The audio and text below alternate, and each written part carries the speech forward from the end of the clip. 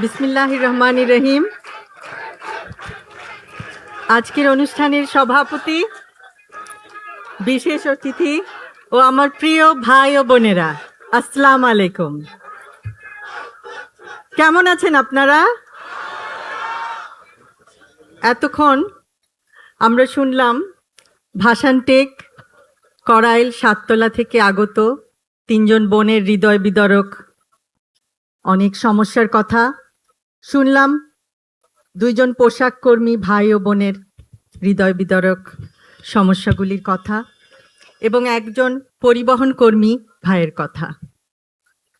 আপনাদের সমস্যা অনেক, আমি, আপনি, আমাদের সকলের সমস্যা অনেক, কিন্তু সুষ্ঠু পরিকল্পনার মাধ্যমে এই সমস্যাগুলির সমাধান সম্ভব। আমাদের রাজনীতি সুষ্ঠু পরিকল্পনার রাজনীতি। এখন আমাদের গৌরবের নতুন সূর্যোদয়।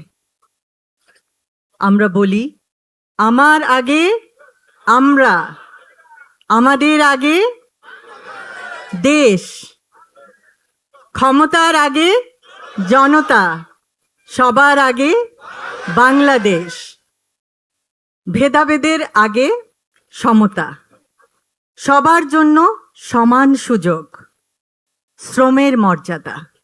আমরা সকলকে দিতে চাই শ্রমের মর্যাদা, মেধার মূল্যায়ন, মেধাভিত্তিক চাকরি এবং অধিকার, সুবিচার, শোষণের আগে অধিকার। আমরা এমন একটি সমাজ, এমন একটি রাষ্ট্র উপহার দিতে চাই জনগণকে, যেখানে নেতার আগে জনতা,